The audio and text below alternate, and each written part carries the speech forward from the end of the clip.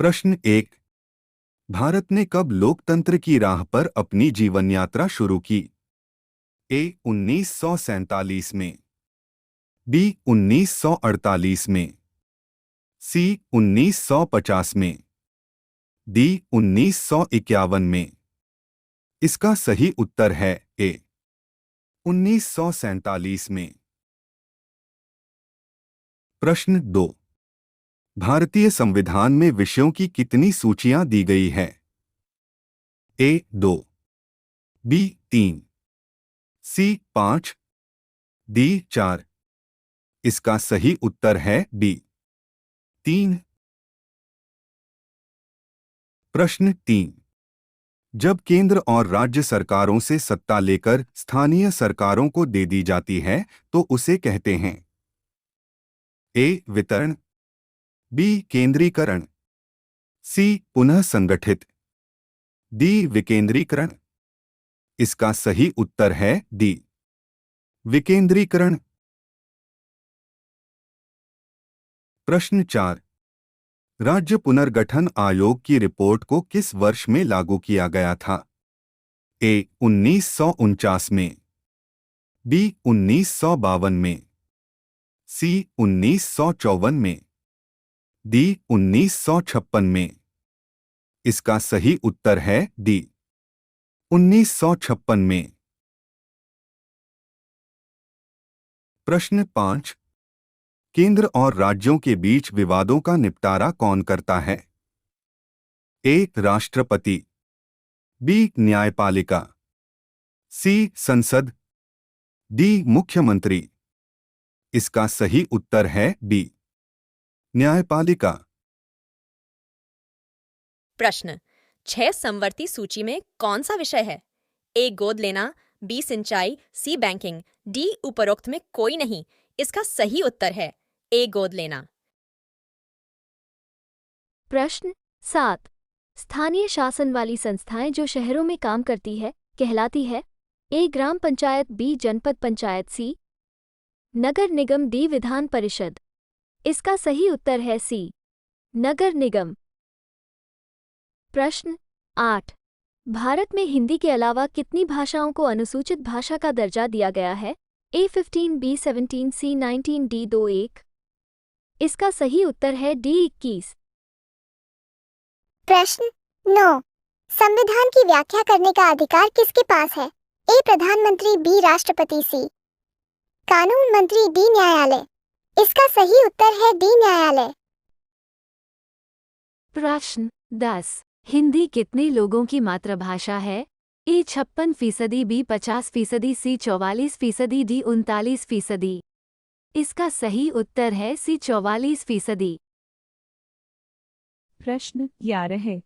भारतीय संविधान ने भारत को राज्यों का घोषित किया है? ए संघ, बी शासन, सी केंद्र, डी समूह। इसका सही उत्तर है ए संघ। प्रश्न 12 है। 22 भाषाओं को भारतीय संविधान की कौन सी अनुसूची में रखा गया है? ए 5वीं, बी 6वीं, सी 7वीं, डी 8वीं। इसका सही उत्तर है डी 8वीं।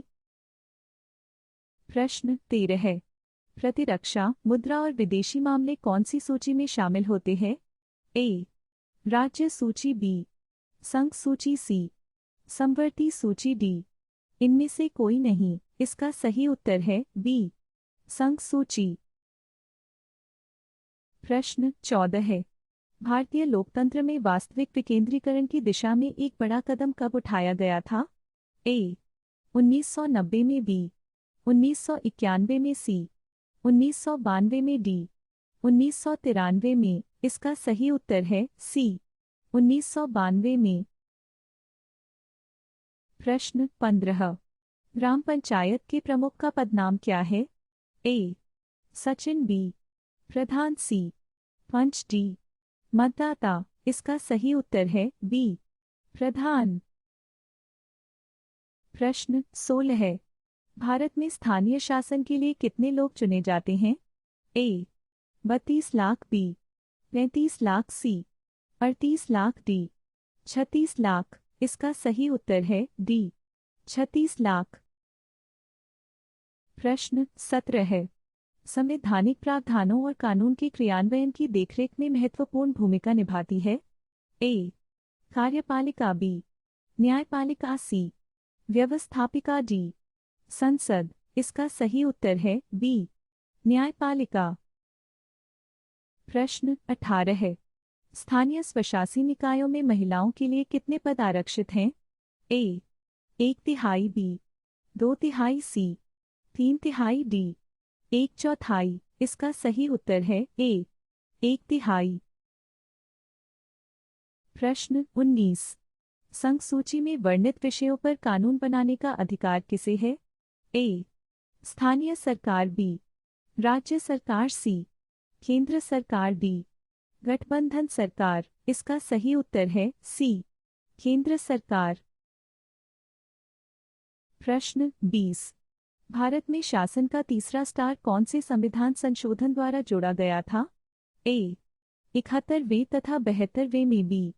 72वें तथा 73वें में, सी. 73वें तथा 74वें में, डी. 74वें में तथा 75वें में। इसका सही उत्तर है सी. 73वें तथा 74वें में। प्रश्न 21।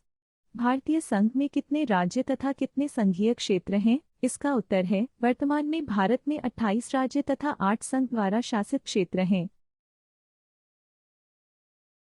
प्रश्न 22।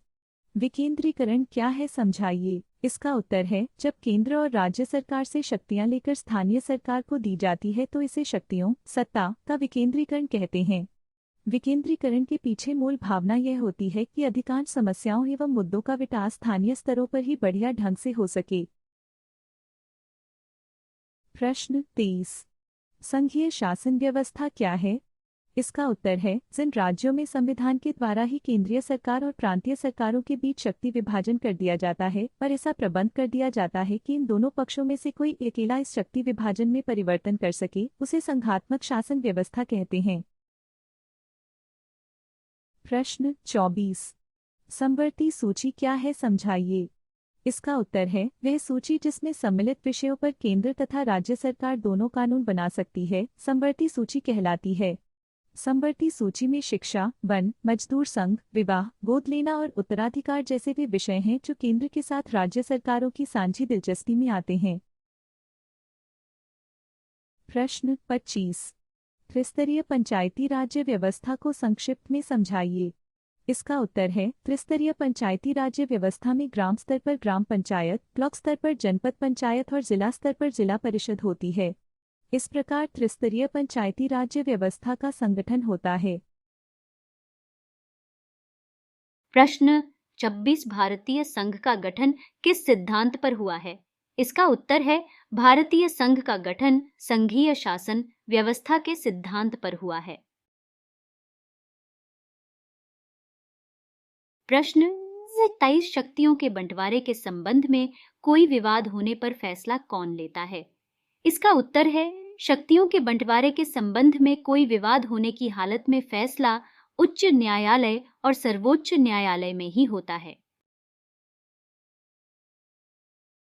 प्रश्न 28। संघीय व्यवस्था जब सिर्फ बड़े देशों के लिए अनुकूल है तो बेल्जियम ने इसे क्यों अपनाया? इसका उत्तर है बेल्जियम ने संघीय व्यवस्था को इस कारण अपनाया क्योंकि उसे राष्ट्र में जाति तथा भाषा के आधार पर अनेक विभिन्नताएं मौजूद है और राष्ट्र की एकता और अखंडता को बनाए रखने के लिए ऐसा करना अनिवार्य था। प्रश्न 29। एकात्मिक शासन का अर्थ स्पष्ट कीजिए। इसका उत्तर है एकात्मिक शासन वह होता है जिसके अंतर्गत संविधान के द्वारा शासन की समस्त शक्तियां केंद्रीय सरकार में निहित कर दी जाती है और स्थानीय सरकारों का अस्तित्व एवं शक्तियां केंद्रीय सरकार की इच्छा पर निर्भर करती है। प्रश्न 30। भारत में बड़े स्तर पर संस्कृति, क्षेत्रीयता और धार्मिक विभिन्नताएं हैं, लेकिन फिर भी यहाँ लोगों के बीच एकता है। स्पष्ट कीजिए। इसका उत्तर है धार्मिक, शैक्षिकी, सांस्कृतिक और स्वतंत्रता के अधिकार सभी को प्राप्त हैं। अनुसूचित जाति और अनुसूचित जनजातियों के लिए सीटें आरक्षित हैं और वो अपना प्रतिनिधित्व करते हैं। जाति, स्वीकृत मत, क्षेत्र अथवा धर्म के आधार पर कोई भेद नहीं है। समानता का अधिकार आदि। प्रश्न 31। संघवाद क्या है? इसका उत्तर है संघवाद का आशय है संगठन। इसमें सत्ता ऊपर से नीचे की ओर हस्तांतरित होती है। इसमें शासन सत्ता के अनेक स्तर होते हैं, जिनके मध्य शक्ति का बंटवारा होता है। सभी के अपने क्षेत्राधिकार होते हैं। केंद्रीय सत्ता अपेक्षाकृत अधिक शक्तिशाली होती है। इस व्यवस्था में न्यायपालिका की अहम भूमिका होती है। ऐसे ही प्रश्नोत्तर के लिए वीडियो को देखते रहें और चैनल को लाइक, शेयर और सब्सक्राइब जरूर करें। धन्यवाद।